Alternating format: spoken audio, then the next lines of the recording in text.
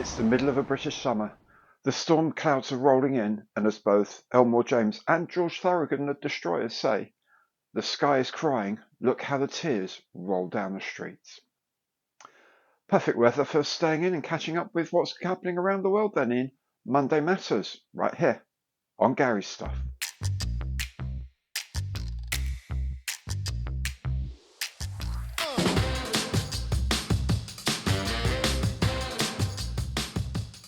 Hello there, I'm Gary. Welcome to my channel. Welcome back if you've been here before. Today indeed is Monday Matters. Today, as usual, I'll be bringing you a mix of news and rumour from the model making world, a brief look at what I've been up to on my bench, and of course announcing this week's kit of the week. All these things come as chapters. You can hop backwards and forwards as your heart desires. If you like what you see today, I really do hope you do, then please remember, give it a thumbs up on the like button below, the Imperial thumbs up. And if you haven't done so yet, please do remember to subscribe to the channel and hit the bell, and you'll be notified of all my future videos as they are published. And of course, if you want to offer a bit more concrete support, you can do that through Super Thanks by becoming a channel member or by using any of my online affiliate programs. Okay, before we get onto the news, just wanted to catch you up with the 2023 Equinox group build. So we have the Facebook gallery set up. We have now an email address set up for you as well if you want to email me pictures of updates of what's going on.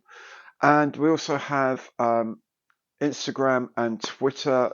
There's a hashtag you can follow, hashtag EquinoxGB 2023. Post your pictures, use the hashtag, I'll be able to see them then. And we can gather them together. I don't know, maybe we can create an album. I'm not sure yet. I'll see what we can do on Twitter and on Insta just to show everyone what you're up to. Join in, have fun. Of course, it's on the Facebook page as well, as I mentioned.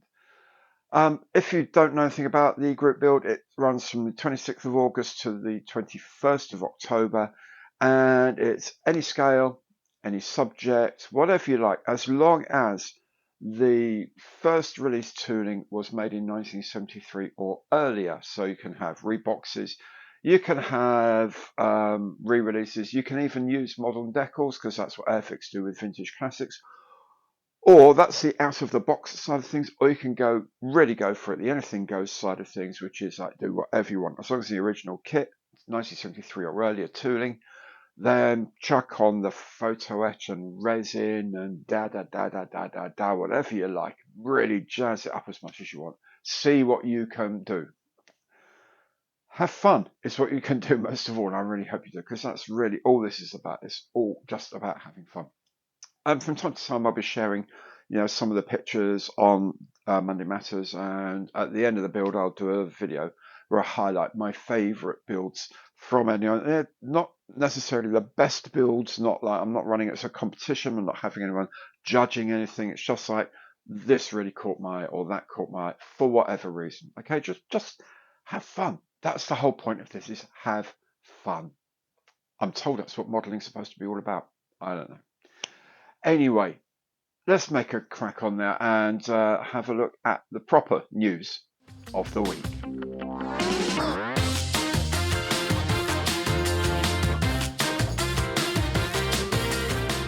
The big news on the armour front, of course, is the new M10 tank buster in 1/16th scale from Andy's Hobby headquarters. This is an exceptionally detailed kit, as you would expect. It also means there's an M10 Achilles in the same scale, the British version with the 17-pounder anti-tank gun, in place of the original 3-inch or 76mm M7 gun on the US vehicle. Retail price looks like $150, and pre-orders are being taken right now. Das Werk has this new kit of the 88mm flak gun mounted on a 9-ton Vomag truck in 1/35th scale. This will be a bit of a beast. The truck had an axle base of 6 meters. Looking for something a little bit different for your Far East armor, then this Japanese horse team from Fine Molds might interest you. It comes in 1/35th scale. I love the sun hat for the horse. Maybe they're taking supplies to this field kitchen, also available from Fine Molds in 1/35th. More 1/35th scale and this set of Australian Army Jeep crew figures with their characteristic hats and looking at the fellow on the left at least in need of a haircut. For European dioramas, Kit's World are making sets of propaganda posters here, US and Italian from World War II and British from World War I. I'm sure plenty more will be coming soon. Up in the air now, and the Halberd Models has announced a new kit of the XF-85 Parasite fighter in both 1/48th and 1/32nd scales. They will include the ground trolley as well, as the aircraft was designed to fly from the bomb bay of the immense B-36 bomber. Halberd is also taking orders for their conversion set to turn your Tamiya 1/48th P47D or your Trumpeter 1/32nd scale Razorback into the XP47H. Resin parts for the fuselage are provided, as well as some photo etch for radiator vents and so on. Fans of the business jet should like this new Mitsubishi Diamond from A model in 1/72nd scale. Makes a nice change from weapons pylons and camouflage schemes, I think. And finally, something that interests me was this F-16 from Italeri. It's a starter set, comes with two schemes, actually two versions, the single seat 16C and the two seat 16D, but it also comes with a range of tools, as well as a potter glue and Vallejo paints. All that for a list price of €30. That's about £26 or $33. The Airfix Typhoon gift set is £24.50 and has the kit, one scheme, paint, tuber glue and a couple of brushes. The difference is greater when you look at tanks. Italeri are offering the M1 Abrams in 1/72nd again for €30, whereas the Airfix Sherman and Tiger at the same scale are half the price.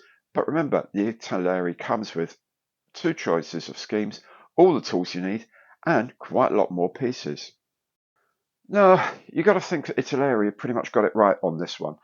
I think it's all. When you're looking at starter sets from any manufacturer, the thing I'm imagining is you bought it for a young modeler, a young potential new modeler, and it's Christmas Day or whatever day, birthdays, whatever day you give gifts on. Okay, and they open up the gift and it's a starter set of something. They probably want to do it that day if they can. Oh, that's really exciting. You want to get that excitement. That's really exciting. Oh, can we make it? Can we make it? Yes, we can. Now with Italeri, you've got everything you need there. You've got your side snips. You've got your sanding things. You've got tweezers for the small parts. You've got Vallejo paints. You've got a brush, and you've got a little pot of glue with a little brush thing on it, not that horrible squidgy thing Airfix give you.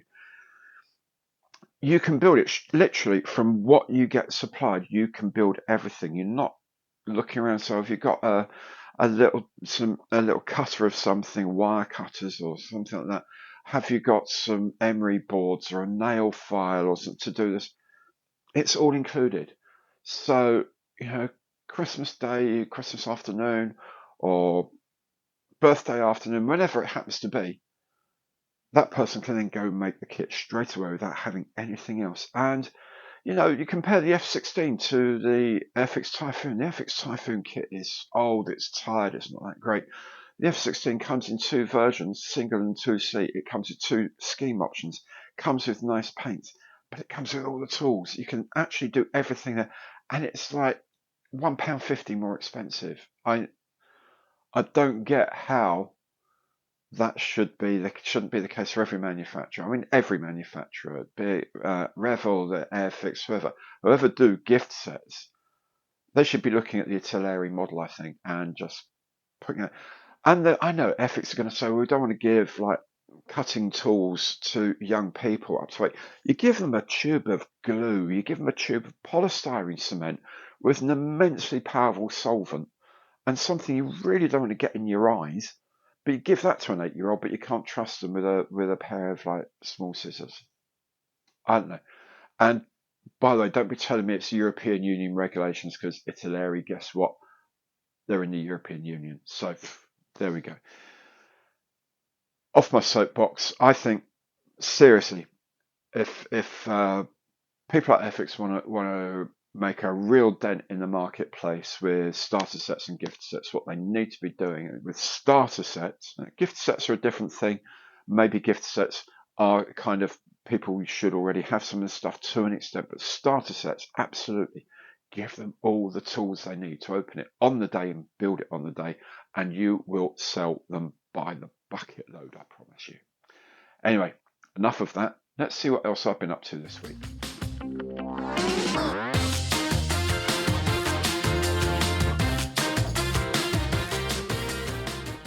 On my bench this week, I have published a build video, of course, of the Bond bug for a start. The FX Bond bug with its issue of the missing parcel shelf and the piece and which they resolved very well. To be honest, it took 2 days. I sent off my request Monday of last week and it arrived Wednesday of last week. Kind of suggests to me they've got a lot of replacements in place because I think this is a much bigger than average recall on for a molding issue, but mainly because when I've seen other people with the undershot part, the rear parcel shelf and back plate of the car, and the parcel shelf is missing. When I look at their models, the degree of things missing is almost identical on every single one. So I'm kind of thinking it's a bit more of a production issue rather than merely an undershoot issue on one or two frames that are just made. Also suggests that they need to ramp up a bit on their quality control in the factory because you really shouldn't be allowing things like this to go up. Anyway, they have resolved the situation really quickly, I hope, and yeah, it's a decent little model. It's helped enormously by having the new transparent parts, which look fantastic. And of course, the new cast graph decals, really sharp, really crisp. Even comes with a license disc, a tax disc, if you remember those road fund license discs we used to have in the UK. Don't have them anymore, sadly. What else have we done? I published the build of the B25 Mitchell at last, taking a little bit of time to do because there's been so much else happening on the channel. Yeah, lovely kit. Generally speaking, really nice kit. Had a few issues with the fit on the top of the fuselage. I had to do a bit of filling on there. Nothing major, but a little. Biggest thing was the nose weights. Everyone's told me that before. The nose weight is going to be an issue. I got around it with a load of lead shot. I think about 23 grams altogether of lead shot. They say 25 grams to put into the compartment in the nose.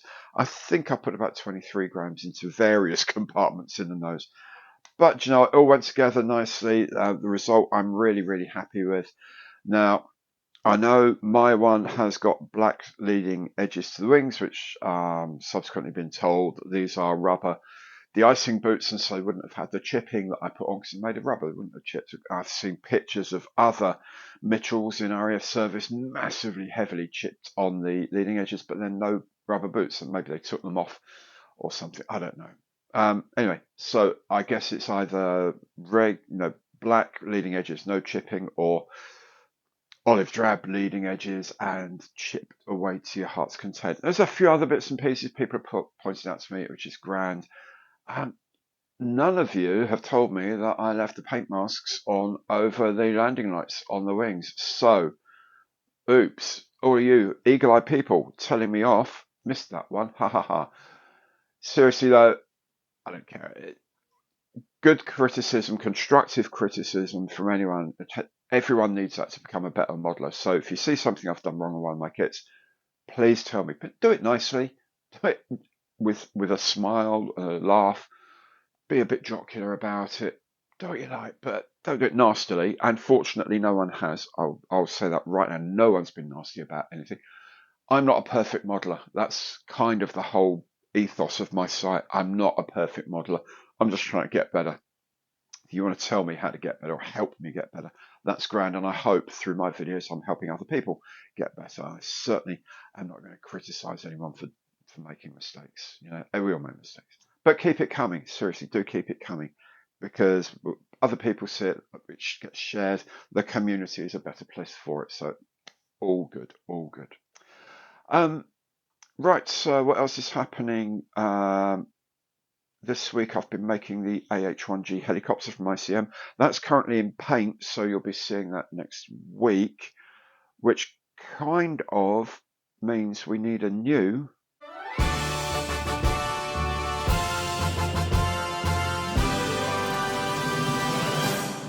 kit of the week. And this week, you probably guessed it, it's going to be the 1/48 scale Westland Sea King from Airfix, brand new kit. Not even been delivered yet to suppliers and customers. So this is a pre-release kit. I was a very, very lucky boy and got hold of one of them. I'm going to make it so if you're thinking of buying it, of course, you'll already see the box opening on the channel. You'll be able to see what you get for your money. You also get to hear some interviews with some of the key players behind the release as well. The build, if you've got one on order, you want to see how to put it together, I'll be doing it. Do remember there's like 4 different versions essentially. I'm going to choose one of them. I'm not sure yet which one. I'm tempted by the Royal Navy Air Sea Rescue one, only because that's kind of my memory of sea.